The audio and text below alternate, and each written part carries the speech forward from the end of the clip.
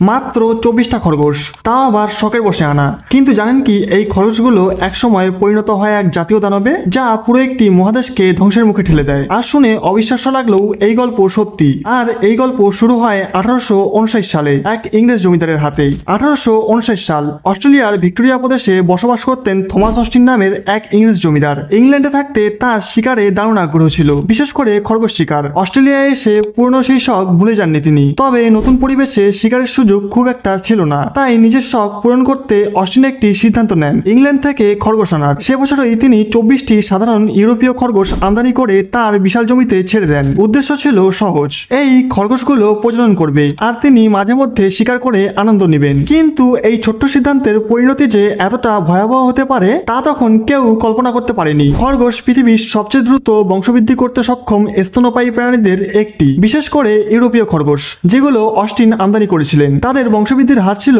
অত্যন্ত বেশি। একটি মেয়ে খরগোশ বছরে 4 থেকে 7 বার সন্তান দেয়। প্রতিবারই তারা 5 থেকে 12টা পর্যন্ত বাচ্চা জন্ম দিতে পারে। ফলে মাত্র একটি জোড়া খরগোশ থেকেই অল্প কয়েক বছরের মধ্যেই কয়েক হাজার খরগোশ জন্মানো সম্ভব। অস্ট্রেলিয়ার উষ্ণ ও শুষ্ক জলবায়ু, খোলা জমি এবং খাদ্যের প্রাচুর্য খরগোশদের জন্য একটি আদর্শ পরিবেশ তৈরি করে। যেখানে ইউরোপে শীতের কারণে খরগোশদের প্রজনন মৌসুম থাকে সীমিত, সেখানে অস্ট্রেলিয়ায় তারা সারা বছরই প্রজননে সক্ষম হয়ে ওঠে। ফলে অস্টিনের ছেড়ে দেওয়া মাত্র 24টি খরগোশ দ্রুত সংখ্যায় বেড়ে কয়েক লাখে পৌঁছায় এবং তারপর তার রূপ নেয় কোটিতে। এক পর্যায়ে প্রতি বছর প্রায় 100 কোটিরও বেশি খরগোশ জন্মাতে থাকে। এই অপ্রতিরোধ্য বংশবিস্তার কেবল সংখ্যার দিক থেকে নয়, পরিবেশগত ভারসাম্য নষ্ট করার দিক থেকেও এক গুরুতর হুমকি হয়ে দাঁড়ায়। ইউরোপে থাকাকালীন এই প্রাণীদের সংখ্যা নিয়ন্ত্রণে রাখত নেকড়ে, শিয়াল, বাজপাখি, বনবিড়াল সহ নানা ধরনের শিকারী প্রাণী। কিন্তু অস্ট্রেলিয়ায় খরগোশের এমন কোনো স্বাভাবিক শত্রু ছিল না। ফলে এই খরগোশগুলো বাধাহীনভাবে ছড়িয়ে পড়তে থাকে। তারা কেবল চাষযোগ্য জমি নয়, বরং বন, পাহাড়ি এলাকা, ঘাসের মাঠ,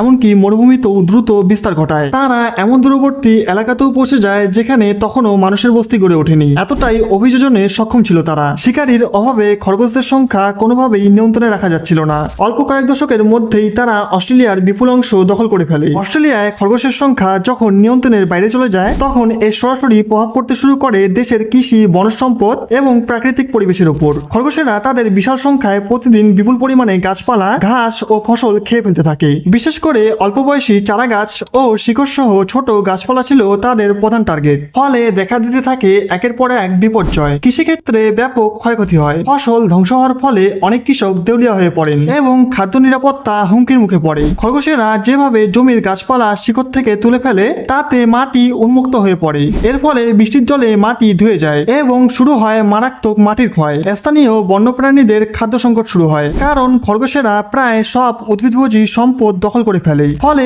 অনেক প্রজাতি বিলুপ্তির ঝুঁকিতে পড়ে যায়। বনাঞ্চলে স্বাভাবিক পুনর্জন্ম প্রক্রিয়া থমকে যায়। ছোট গাছের চারা এবং নতুন অঙ্কুরিত গাছ খরগোশেরা খেয়ে ফেলায় নতুন গাছ জন্মানো বন্ধ হয়ে যায়। ফলস্বরূপ অস্ট্রেলিয়ার বিস্তীর্ণ অঞ্চল জুড়ে তৈরি হয় এক গুরুতর পরিবেশগত সংকট। এটি শুধু কৃষির জন্য বিপজ্জনক হয়ে ওঠেনি, বরং গোটা পরিবেশ ব্যবস্থাকেই হুমকির মুখে ফেলে দিয়েছিল। খরগোশদের নিয়ন্ত্রণে আনতে অস্ট্রেলিয়া সরকার এবং কৃষকরা বহু চেষ্টা করেন। বিভিন্ন সময়ে নানা রকম পরিকল্পনা ও পদক্ষেপ নেওয়া হয়, কখনো প্রযুক্তি নির্ভর, কখনো প্রাকৃতিক নিয়ন্ত্রণ পদ্ধতি। খরগোশ ঠেকাতে সবচেয়ে বড় পদক্ষেপ ছিল একটি দীর্ঘ বেড়া নির্মাণ। এটি ছিল প্রায় 3200 কিলোমিটার দীর্ঘ এবং পৃথিবীর অন্যতম দীর্ঘ কাঠামোগত বেড়া। এই বেড়ার উদ্দেশ্য ছিল খরগোশদের বিস্তার নির্দিষ্ট সীমার মধ্যে আটকে রাখা। কিন্তু এত বিশাল এলাকা জুড়ে নজরদারি ও রক্ষণাবেক্ষণ করা ছিল অত্যন্ত কঠিন। ফলে অনেক এলাকায় খরগোশরা বেড়া পেরিয়ে ছড়িয়ে পড়ে। বহু এলাকায় খরগোশ মারতে বিষ ছড়ানো হয় এবং বিভিন্ন প্রকার ফাঁদ পাতা হয়। লক্ষ লক্ষ খরগোশ এতে মারা পড়লেও তাদের জন্মহারের তুলনায় এই সংখ্যা ছিল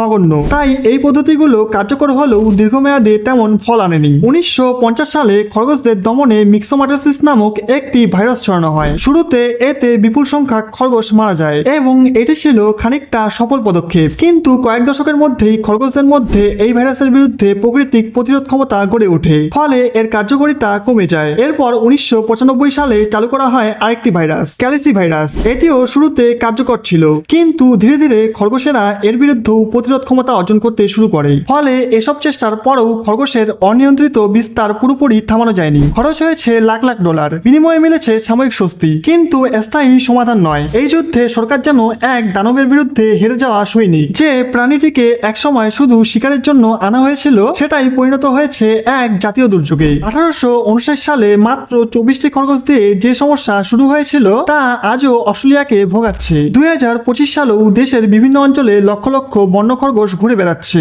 তারা এখনো ফসলের ক্ষতি করছে, প্রাকৃতিক বনাঞ্চল ধ্বংস করছে এবং দেশীয় বন্যপ্রাণীদের জন্য খাদ্য ও বাসস্থানের প্রতিযোগিতায় অন্যতম প্রধান প্রতিদ্বন্দ্বী হিসেবে রয়ে গেছে। অস্ট্রেলিয়া সরকার প্রতি বছর এই সমস্যার সমাধানে কোটি কোটি ডলার ব্যয় করে। বিভিন্ন রাজ্যে আলাদা আলাদা কর্মসূচি নেওয়া হয়, যেমন নিয়মিত মনিটরিং, স্থানীয় নিয়ন্ত্রণ ব্যবস্থা ও সচেতনমূলক ক্যাম্পেইন। বিজ্ঞানীরাও নতুন নতুন জীববৈজ্ঞানিক পদ্ধতি নিয়ে গবেষণা চালিয়ে যাচ্ছেন, যেমন জেনেটিক কন্ট্রোল বা আরো কার্যকর ভাইরাস ভিত্তিক সমাধান। তবুও এখন পর্যন্ত কোনো স্থায়ী বা চূড়ান্ত সমাধান মেলেনি। খরগোশদের অভিযোজন ক্ষমতা এতটাই শক্তিশালী যে তারা যে কোনো নতুন প্রতিরোধকেও ধীরে ধীরে মোকাবিলা করে নিতে সক্ষম হয়। এই খরগোশ সমস্যা এখন শুধু একটি পরিবেশগত বিষয় নয়, এটি হয়ে উঠেছে পৃথিবীর ইতিহাসে অন্যতম দীর্ঘ ও ব্যয়বহুল মানবসৃষ্ট পরিবেশ যুদ্ধ। এমন এক যুদ্ধ যা শুরু হয়েছিল নিছক একটি শখ থেকে, কিন্তু যার শেষ আজও কেউ নিশ্চিত করে বলতে পারে না। আজকের ভিডিওটি ভালো লাগলে লাইক, কমেন্ট, শেয়ার করবেন এবং আরো এরকম ভিডিও দেখতে গল্পকথা চ্যানেলটিকে সাবস্ক্রাইব করে পাশের বেল আইকনটি বাজিয়ে দিবেন। তাহলে এখনকার জন্য বিদায় নিচ্ছি। দেখা হচ্ছে আরো একটি নতুন ভিডিওতে।